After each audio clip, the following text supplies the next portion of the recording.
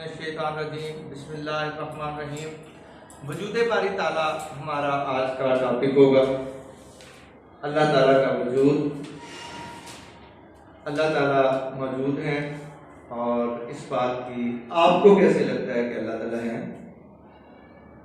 कोई बच्चा ये बताना चाहे कि अल्लाह ताला है? जी, अल्लाह ताला ने सात आसमान पैदा किए हैं, इंसान की तकलीफ की है, अशरफ मजबूत बनाया है। बोले। अल्लाह ताला ने सात आसमान पैदा किए हैं और उसके अलावा इंसान की तकलीफ की है, हर चीज़ को मजबूत बनाया है और इंसान शमसी पैदा किया है। वो सूरज टाइम पे निकलता है, चांद अपने टाइम पे निकलता है। ठीक है, शाबाश। आपने 3-4 मिसालें दे दी। तो जी बेटा, आप कुछ कहना चाहते हैं? नेक्स्ट जिसने कहना बात करें। जी, लाइन। शाबाश बेटा। इसका मतलब ये है कि रोज आने का फायदा है, रेगुलर आने का फायदा है। और सिर्फ 2 बच्चे ही हैं जो रेगुलर आते हैं और एक तो बहुत अच्छा है और दूसरा जैसा कि मेरी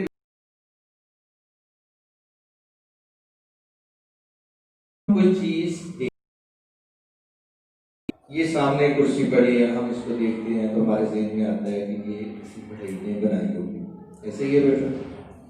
आपने यूनिफॉर्म पहनी हुई है, यूनिफॉर्म जो है आखिर किसी ने बनाई होगी, वो दस्ती है। जब हम सामने बॉयज की बिल्डिंग है, बिल्डिंग को देखते हैं तो हमारे जहन में आता है कि इसको भी किसी मामार ने बनाया होगा। पंखा है, कोई भी चीज है, इस कायनात में जितनी भी चीजें हैं उनको जब हम देखते हैं तो हमारे जहन में आता है उसके बनाने वाले का ख्याल आता है। तो जब हम इस कायनात को देखते हैं, इस तख्लीक के शाहकार इंसान को देखते हैं, जब हम हवाओं को देखते हैं, जब हम फिजाओं को देखते हैं, जब हम आसमान को देखते हैं, जब हम पहाड़ों को देखते हैं, जब हम ज़मीन को देखते हैं, जब हम दरख्तों को देखते हैं, जब हम परिंदों को देखते हैं, इस कायनात की एक चीज हमें गवाही दे रही होती है कि कोई है जो इसको बना रहा है। जैसे एक कहानी से इसको हम समझते हैं।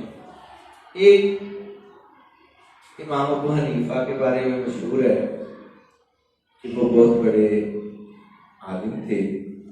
तो उन्होंने एक दफा एक मुनाजरा हुआ इन लोगों से जो लोग नहीं मानते थे अल्लाह को, अल्लाह के वजूद के कायल नहीं थे।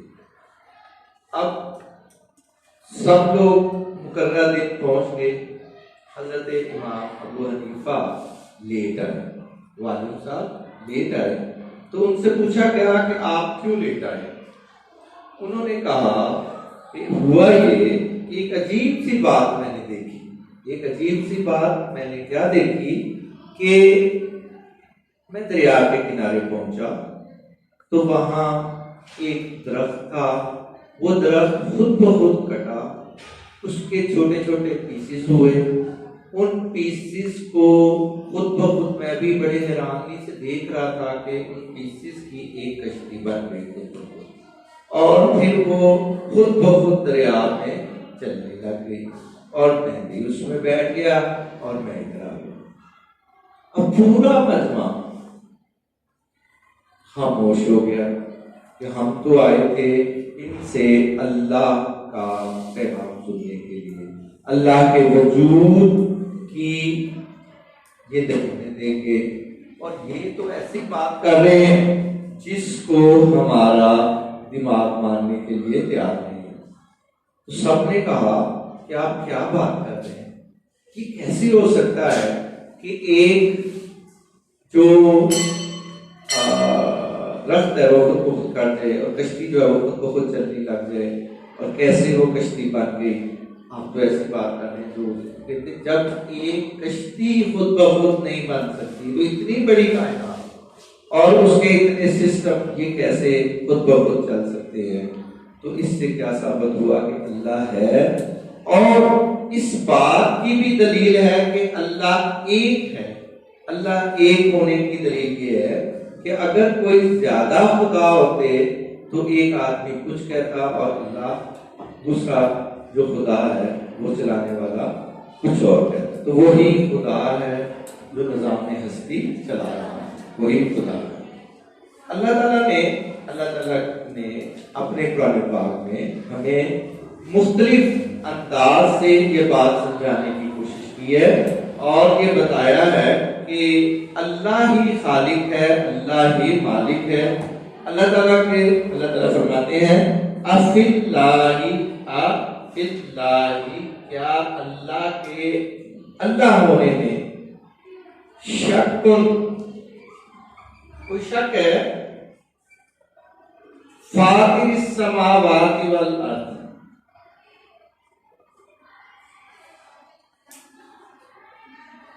क्या अल्लाह के अल्लाह होने में कुछ शक है कि अल्लाह ने ये जमीनों आसमान बनाए? तो पहली हेडिंग, ये तीसरी असल में हेडिंग बन रही है, जो 3 मिसालें मैंने दी उसके बाद जो तीसरी हेडिंग बन रही है वो क्या है? अल्लाह ने शक या अल्लाह के अल्लाह होने में, अल्लाह के खालिक होने में शक। एक फातिर असल में कहते हैं कि जो चीज अल्लाह ने पहली दफा बनाई, जो चीज पहली दफा बनाई है, पहली दफा बनाने वाले को फातिर कहा जाता है। वैसे तो खालिक कहा जाता है, कोई चीज तख्लीक करता है, कोई बनाता है, उसका वजूद होता है, लेकिन जो चीज पहली दफा बनाई जाती है उसको क्या कहते हैं? फातिर कहा जाता है। अफिल्लाहि शक्कुन फातिरिस समावाति वल अर्द। अल्लाह ताला फरमाते हैं अल्लाज़ी वही ज़ात है, खलक़स समावाति वल अर्द,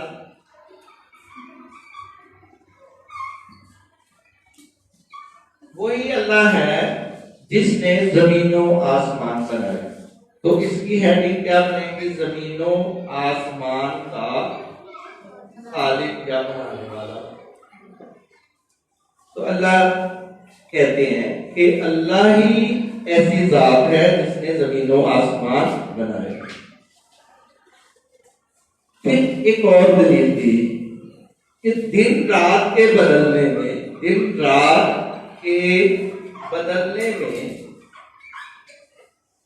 दिन रात के इख्तिलाफ में, दिन रात के अदल बदल में भी अहले अकल के लिए निशानियां हैं। अहले अकल के लिए कहाँ निशानियां हैं?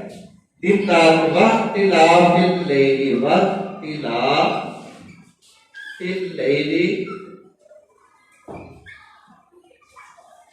नहार, दिन रात के अदल बदल में कि आप सुबह देखें रोज सूरज गुरूब होता है, रोज सूरज गुरूब होता है।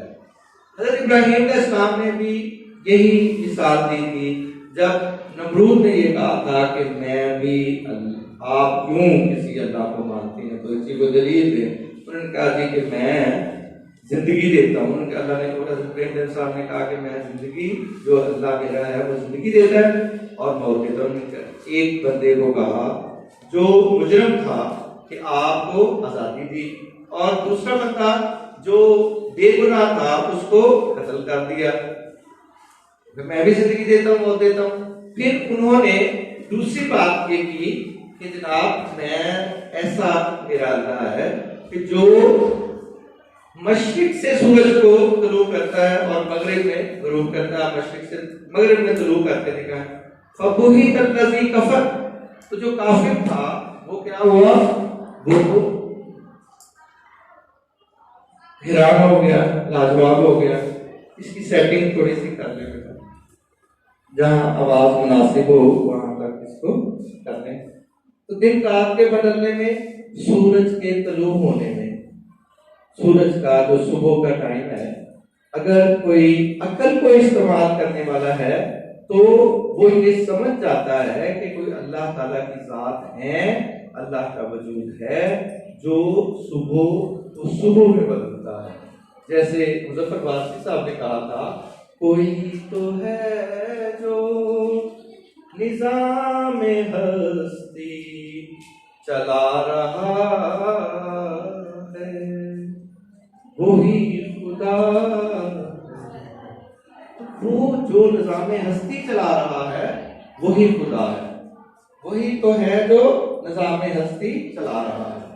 तो निज़ामे हस्ती जो है, ये दुनिया का जो निज़ाम है, निज़ामे कायनात जो है, ये इस बात की दलील है कि अल्लाह का वजूद है और वो एक है। बेटा